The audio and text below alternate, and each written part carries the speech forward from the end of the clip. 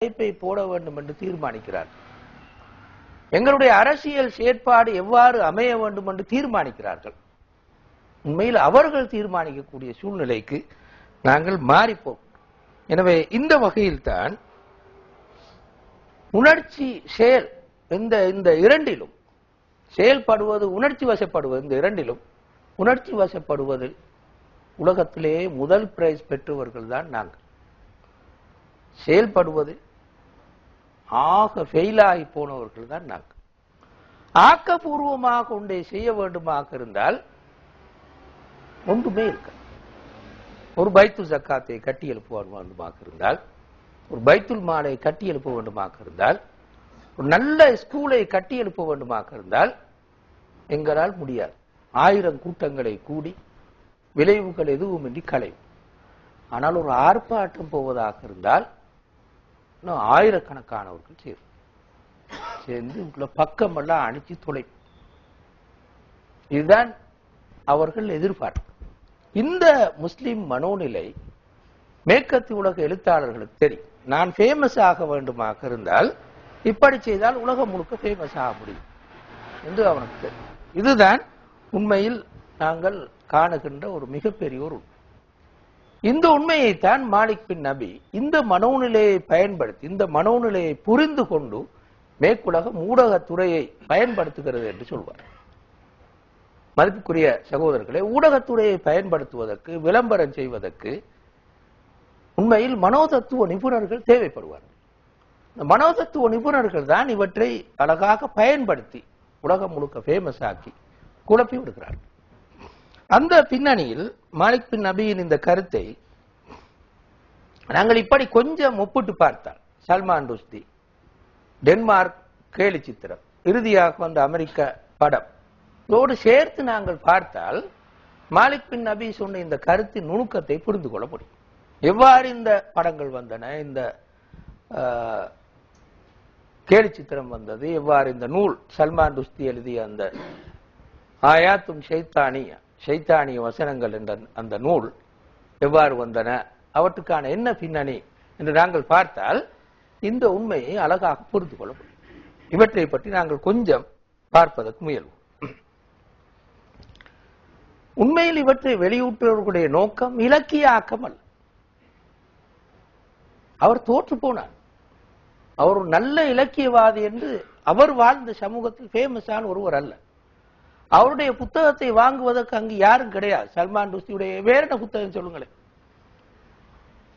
இங்கிலாந்துல வாழ்ந்தார் சல்மான் ருஷ்டிக்கு ஃபேமஸான ஒரு நாவல் இது இல்லாம, ஷைத்தானிய வசனங்கள் இல்லாம வேற என்னது ஒன்றும் கிடையாது.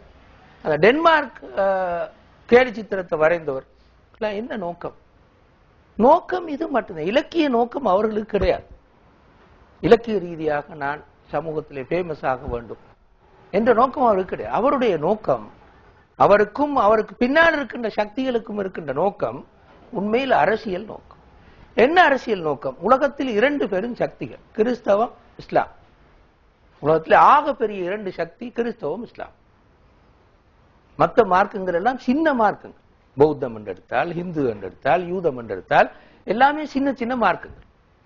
இஸ்லாம் உலகத்திலே மிக பாரிய அளவு சனத்தொகையை கொண்ட, மிகவும் வளமிக்க நிலத்தையும் நாடுகளையும் கொண்ட ஒரு நாடு. இதே போன்றுதான் கிறிஸ்தவ உலகம்.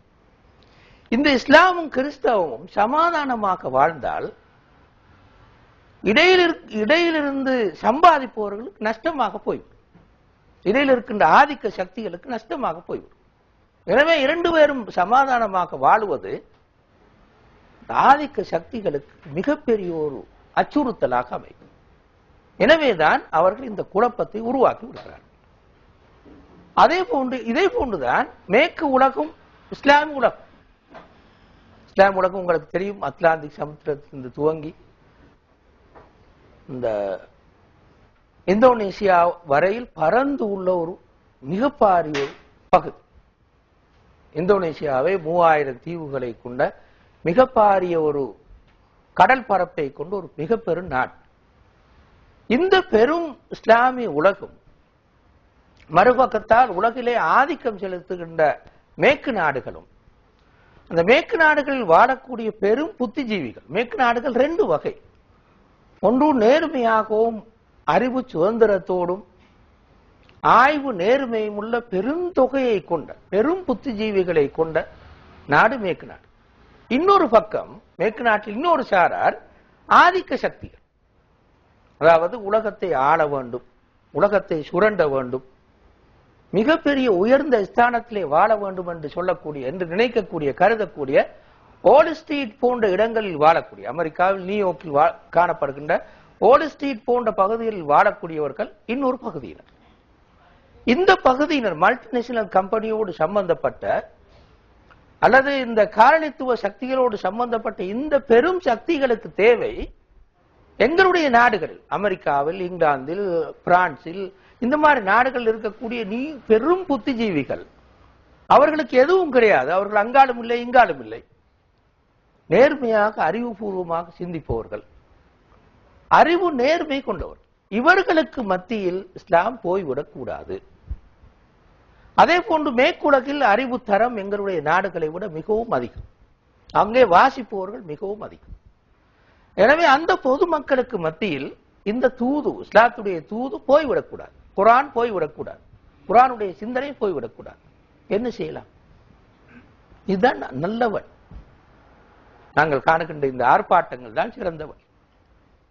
அமெரிக்காவுக்கு எதிரான ஒரு ஆர்ப்பாட்டம், பிரிட்டனுக்கு எதிரான ஒரு ஆர்ப்பாட்டம், பிரான்சுக்கு எதிரான ஒரு ஆர்ப்பாட்டம், அவருடைய கொடியை எதிர்ப்பது, எம்பசிகளை நெருப்பு வைப்பது.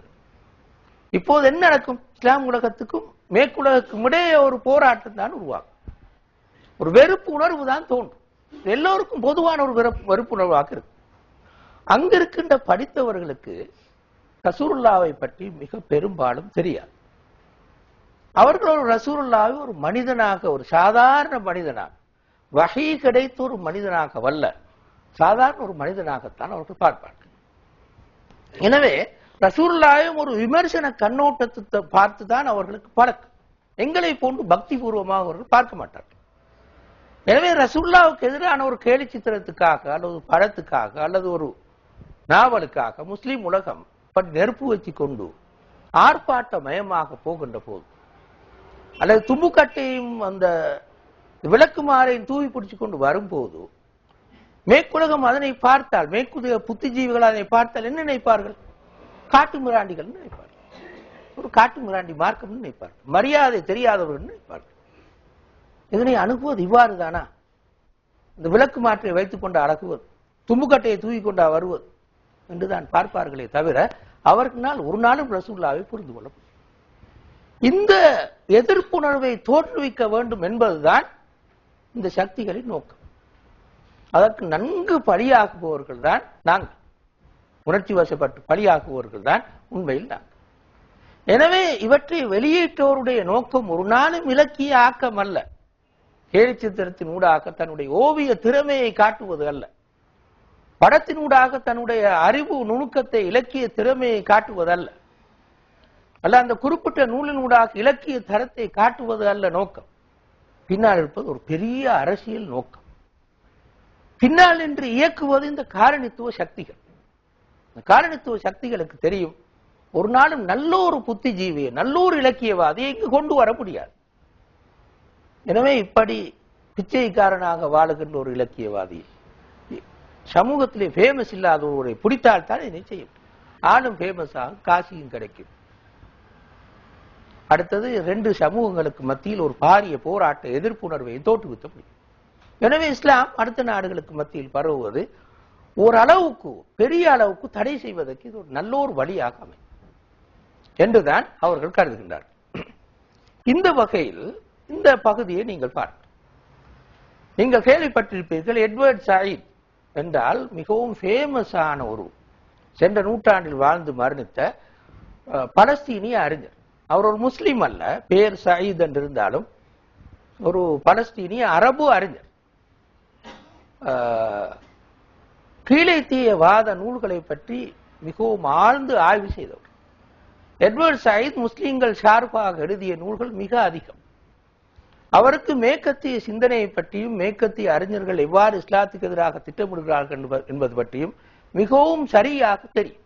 அப்படி ஒரு மிகப்பெரிய அறிஞர் தான் எட்வர்ட் சயீத். அவர் சொல்கின்றார், இந்த சல்மான் ருஷ்டியுடைய சாத்தானிய வசனங்கள் என்ற புத்தகம் வருவதற்கு முன்னால் நான் அவருடைய வீட்டுக்கு ஒரு விருந்துக்கு அழைக்கப்பட்டிருந்தேன். விருந்து முடிந்ததன் பிறகு சல்மான் ருஷ்டி என்னை கூட்டிக் கொண்டு போய் ஒரு கையெழுத்து பிரதி எனக்கு காட்டி, இந்த புத்தகம் வந்தால் முஸ்லீம்களை நல்லா இது கோவப்படுத்தும் என்று சொன்னாங்க. அவருக்கு தெரியும், சல்மான் ருஷ்டிக்கு தெரியும் நான் ஏன் இதை வெளியிடுறேன்னு சொல்லி. சல்மான் ருஷ்டி பின்னால யாரெல்லாம் இருந்தான்னு தெரியும். உங்க எல்லாருக்கும் தெரியும், நான் சொல்ல வேண்டிய அவசியம் இல்லை. அந்த நேரம் என்ன நடந்துன்னு சொல்லி கோமேனி ஒரு ஃபத்வா ஒன்று கொடுத்தார். கண்ட இடத்தில் கொள்ளுங்க. யார் கொண்ட உத்தரவு கொள்ளல, கடைசி கொண்டா யார? அந்த ஃபத்வா அவருக்கு மிகவும் வாய்ப்பாக போய்விட்டு, அது ஒரு கொமேனி செய்தது ஒரு மலினத்துவ அரசியல். எல்லாரும் கைதட்டு பண்ணுதான் செஞ்சார். தவிர வேற ஒன்று வேற என்ன சொல்லுங்களேன். கொல்லப்பட்டாரா? சும்மா ஆத்திரப்பட்டு மார்பாட்டம் போன மட்டும்தான் மிஞ்சினதை தவிர, சல்மான் ருஷ்டி ஃபேமஸ் ஆயினது தவிர, அவருடைய நாவல் ஃபேமஸ் ஆயினது தவிர, தெரியாதவர்களுக்கு தெரிய வந்தது தவிர வேற ஒன்றுமே அங்க நடக்கல. கொமைனி மாதிரி ஒரு பெரிய ஒரு ஆள், ஒரு ஈரானுடைய தலைவர், இந்த சொற்பொழிவத்தை பாவிச்சுன்னா அவர் இன்னும் கொஞ்சம் ஃபேமஸ் ஆயினாரே தவிர அவர் கொல்லப்படவும் இல்லை, எதுவுமே அங்க நடக்கும். எனவே சல்மான் ருஷ்டிக்கே தெரியும், இந்த எட்வர்ட் சாய் சொல்ற மாதிரி நான் இந்த புத்தகத்தை வெளியிட்டு குழப்பணும் முஸ்லீம்கள் என்று அவருக்கு தெரியும். இந்த குழப்பம் முஸ்லீம்களை உடைய கவனத்தை அப்படியே திருப்பும்.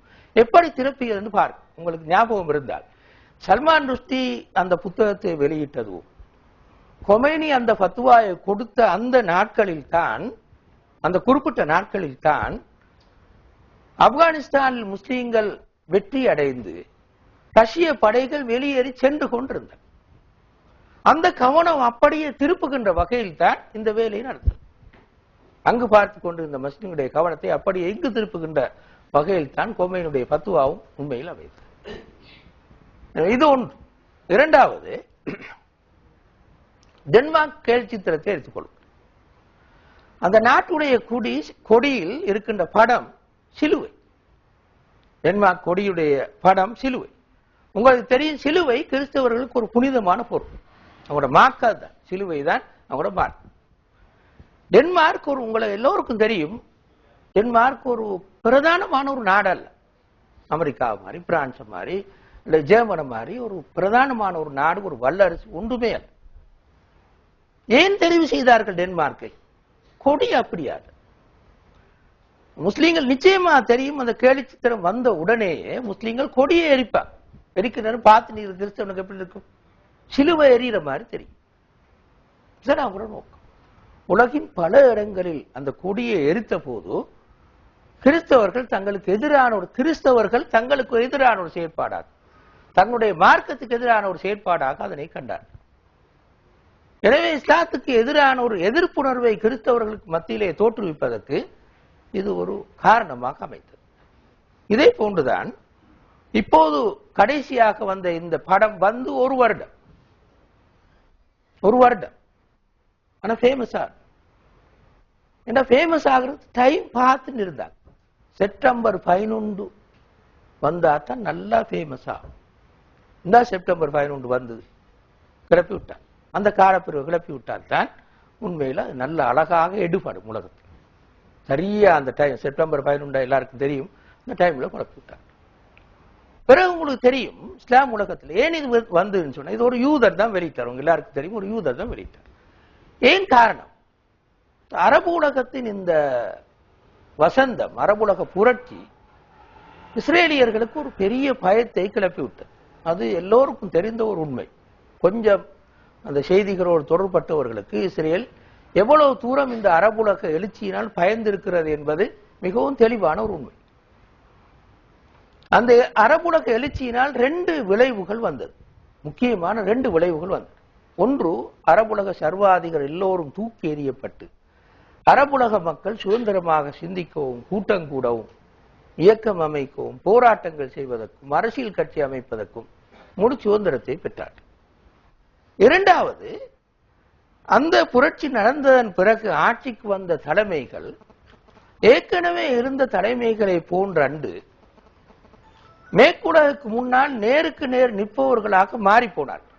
ஒரு நாளும் அவர்கள் பணிந்து போகின்ற நிலைப்பாட்டை எடுக்கவில்லை என்றும் நாங்கள் கண்டோம். இது இரண்டாவது முக்கியமான விஷயம். ஏற்கனவே இந்த உஸ்னி முபாரக்கோ அடுத்தவர்களோ மேற்கத்திய உலகத்தில் ஒரு கைப்பாவையாக இருந்தார், அல்லது இஸ்ரேலுடைய ஒரு பொம்மையாக இருந்தார். ஆனால் இப்போது முர்சி அப்படியானவர் அல்ல. நாங்கள் பார்க்கிறோம். அதே போன்று லிபியாவில் இருக்கின்ற அரசு அப்படியானது அல்ல, அல்லது டியூனிசியாவின் அரசு அப்படியானது அல்ல, துருக்கியினுடைய அரசு அப்படியானது அல்ல. எனவே இஸ்லாம் உலகம் படிப்படியாக தன்னுடைய சொந்த காலில் நிற்க துவங்கிவிட்டது. மேற்குலகோடு நேருக்கு நேர் நின்று பேச்சுவார்த்தை நடாத்துகின்ற அளவுக்கு, தலை குனியாமல் பேச்சுவார்த்தை நடாத்துகின்ற அளவுக்கு வந்து விட்டது என்ற இந்த நிலையை கண்டபோது அது முதலாவது அபாயமாக மாறுவது இஸ்ரேலுக்கு. எனவே இஸ்ரேலியர்கள் அது சம்பந்தமான நிறைய மகாநாடுகளை கூட்டினார்கள். இஸ்ரேல் உண்மையிலே இன்னும் வாழுமா அழிந்து விடுமா என்றே ஒரு மகாநாட்டை கூட்டினார்கள். எனவே அந்த பின்னணியில் அவருடைய ஒரு மிகவும் முக்கியமான எதிர்பார்ப்பு முஸ்லீம்களுக்கும் மேற்குலகுக்கும் இடையிலே ஒரு பயங்கரமான எதிர்ப்புணர்வை விதைத்து விடுவது, வெறுப்புணர்வை உருவாக்கி விடுவது, குரோத மனப்பான்மை உருவாக்கி விடுவது அவர்களுடைய மிகவும் முக்கியமான ஒரு செயற்பாடு. அந்த பின்னணியில் தான் இந்த படத்தை அவர்கள் உண்மையில் இயக்கிவிட்டார்கள். முஸ்லீம்களும் இந்த உண்மையை விளங்கிக் கொள்ளாததன் காரணமாக பின்னால் ஆர்ப்பாட்டங்கள் செய்து, அநியாயங்கள் செய்து, உணர்ச்சி வசப்பட்டு உண்மையிலே மேற்கத்திய உலகத்தோடு வளர்ந்து வருகின்ற உறவுகளை உடைக்கின்ற ஒரு நிலைக்குத்தான் முஸ்லீம்களும் மாறிப்போனார். இதுதான் இந்த படங்களின் பின்னணி. இது கடைசி படம் அல்ல. இன்னும் ஒரு 4-5 மாசம் விட்டு இன்னொன்று வரும், கண்டிப்பா சந்தேகம் இல்லாமல் வரும். இந்த ஆர்ப்பாட்டம் போறத்திலேயே காலங்களிப்பு நாட்டை கட்டியல் புரிகிறார்கள். சமூகத்தை திட்டமிட்டு வழிநடத்துவதல்ல, ஏற்கனவே கட்டியிருந்த அனைத்தையும் உடைத்து வீழ்த்துவதற்கான ஆர்ப்பாட்டங்கள்ல நாங்கள் செல்வோம். உதாரணமாக லிபியாவில் ஒரு ஆர்ப்பாட்டம் போனால், அது டியூனிசியாவில் ஒரு ஆர்ப்பாட்டம் போனால், பாகிஸ்தானில் ஒரு ஆர்ப்பாட்டம் போனால் போலீஸ் என்ன செய்யலாம்? போலீஸும் சேர்ந்து ஆர்ப்பாட்டம் போகலாமா? போக முடியாமல் போலீஸ் நிச்சயமாக அந்த ஆர்ப்பாட்டத்தை நிற்பாட்டுவதற்கு முயற்சி செய்யும். இனி மோதும், போலீஸும் பொதுமக்களும் போதும். எழுதியவன் எங்கேயோ இருக்க, எழுதியவன் அமெரிக்காவில் எங்கேயாலும் குந்திட்டு இருக்க, நாங்க அடிச்சுன்னு சாகு. அவன் மூத்தாய், அவனை கொண்டால் என்னவோ நன்மைன்னு சொல்லலாம். நாங்க கொல்லப்பட்ட என்ன நன்மைன்னு சொல்லுங்களேன். அமெரிக்காவுக்கு என்ன குறையும் இதால? எங்களோட சனத்தொகை 10 பேர் குறையும், 50 பேர் குறையும், 100 பேர் குறையும்.